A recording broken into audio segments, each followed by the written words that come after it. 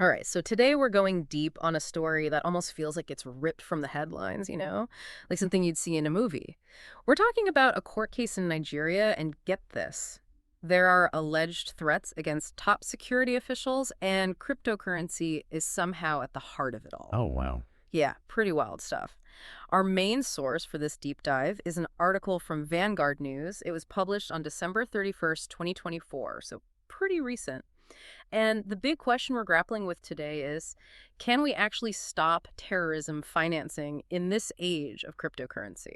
I mean, it's definitely a question on a lot of people's minds, and I think this case really underscores how technology, things like cryptocurrency, are just changing the landscape of everything. Absolutely. And to give you a sense of what we're dealing with here, the article centers on a decision to freeze 24 bank accounts. The suspicion is that these accounts are tied to terrorism financing. And the court has given the EFCC, which is Nigeria's Economic and Financial Crimes Commission, 90 days to investigate. 90 days. Yeah. So that's kind of the clock that's ticking. But where does cryptocurrency even fit into this whole picture? Well, and this is where things get interesting. The investigator in the case, they're claiming that these virtual platforms, the ones where you exchange cryptocurrency, are being used to, get this, manipulate the Naira and launder money. The Naira, so the Nigerian currency. Exactly. Wow. So potentially obscuring the source of funds that could be used for, well, terrorism. It's a big concern. I mean, I understand cryptocurrency is digital, it's decentralized, but how on earth could someone use it to manipulate an actual currency like the Naira? Like, can you just break that down a little bit? Sure. So let's just imagine, right? Someone gets their hands on some illegal funds, right? Could be from any number of, nefarious activities. Okay, I'm They can following. use those funds to buy a ton of Bitcoin. But here's the thing. They do it on a smaller exchange, one in Nigeria that maybe isn't as heavily regulated. Oh, I see where you're going with this. Yeah. So what happens is this influx of buying, it's sudden, it artificially inflates the demand for Bitcoin on that specific exchange. So locally, the price of Bitcoin goes up. So they're creating like a mini Bitcoin bubble. Exactly. And then what they could do is convert that inflated Bitcoin back into Naya.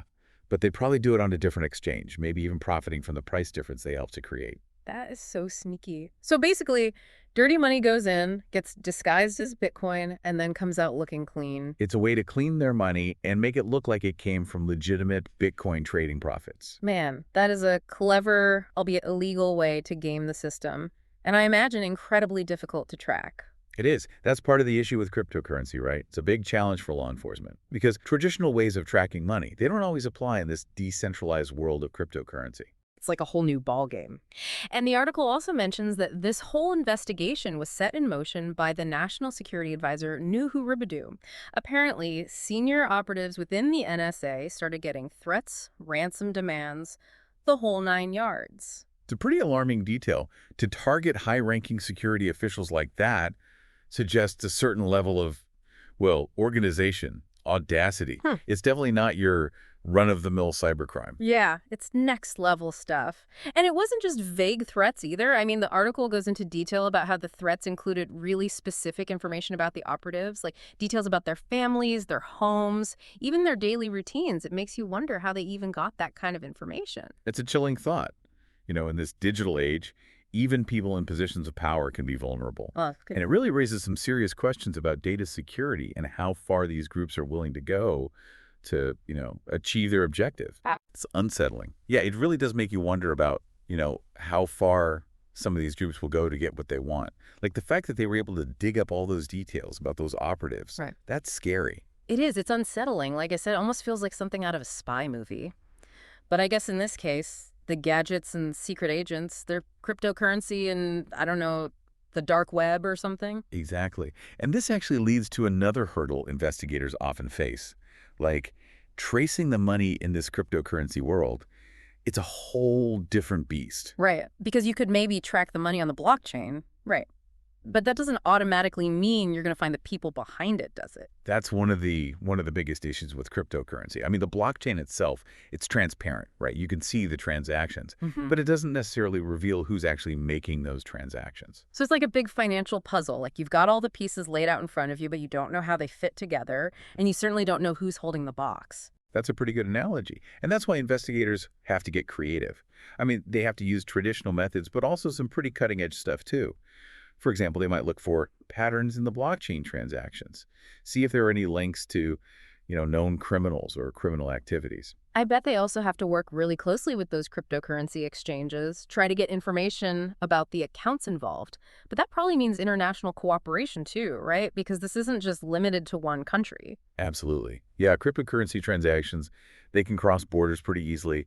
So jurisdiction, that can be a real headache. Investigators might have to, team up with law enforcement in other countries, and that can be slow, it can be complicated. And it's not just about following the money, right? It's about building a solid legal case.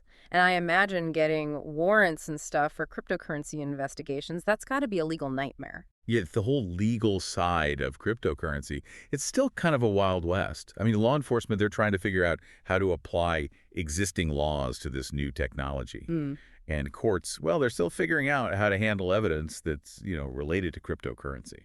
So it sounds like investigators are walking a pretty fine line, trying to stay ahead of the criminals while also making sure everything they do is by the book. It's a tough job, for sure. But that's why these cases, like this one in Nigeria, they're so important. Because they can set precedents, They can help shape how we regulate cryptocurrency moving forward. Right. Speaking of this case, the article mentioned the EFCC has 90 days to finish the investigation.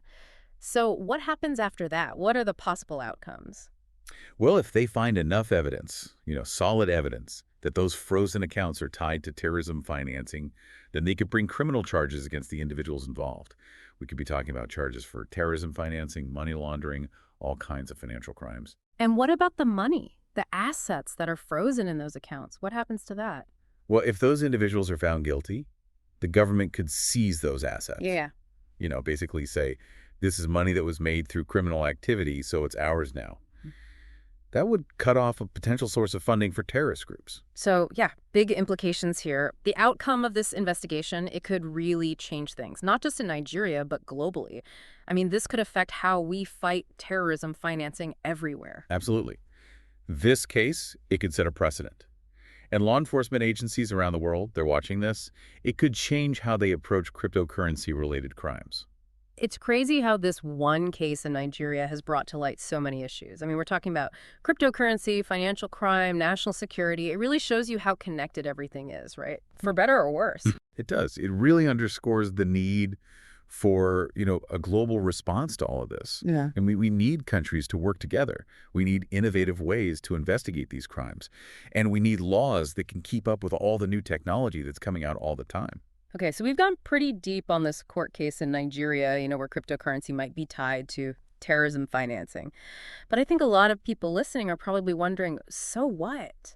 What does this all mean? Like, should we be worried about the future of cryptocurrency? I get it. I mean, it's natural to have some concerns after hearing all of this. But honestly, I wouldn't say we need to panic. I think the big takeaway here is just, be informed. Be aware of the potential risks. So we're not saying cryptocurrency is bad. It's more like any tool can be used for good or bad, right? Exactly. I mean, think about it. Cryptocurrency has the potential to, revolutionize finance, give people more control over their money, create new opportunities. But it also, opens up these new challenges when it comes to stopping criminal activity.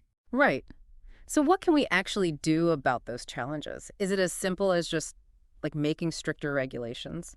Regulations, yeah, they're definitely part of it. I think we need stronger know your customer rules, KYC, and also stronger anti-money laundering AML regulations for these cryptocurrency exchanges. Yeah. That could help stop them from being used for, illegal stuff like money laundering or terrorism financing. So basically making sure the exchanges are actually checking who their users are and watching out for anything suspicious.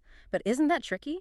Because you've got to balance security with privacy, right? A lot of people who use cryptocurrency, they value their privacy. It's a tough one. It's finding that sweet spot. How do you protect people's privacy, the legitimate users, while also making it harder for the bad guys to exploit the system?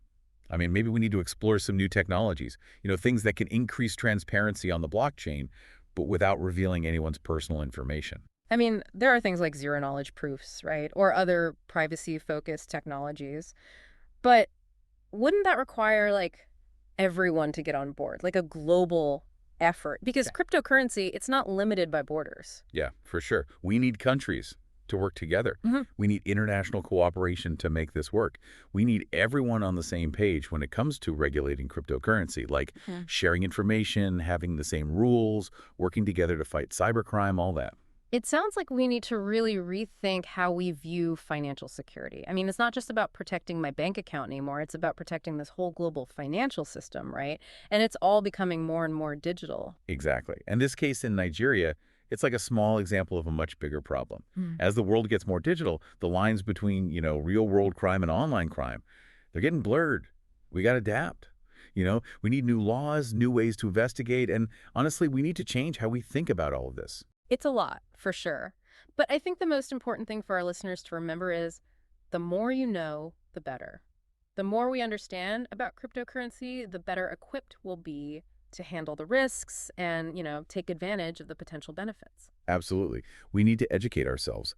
The more we learn about how cryptocurrency works, the more we can push for responsible development and regulation. Regulation that supports innovation, but also keeps things safe.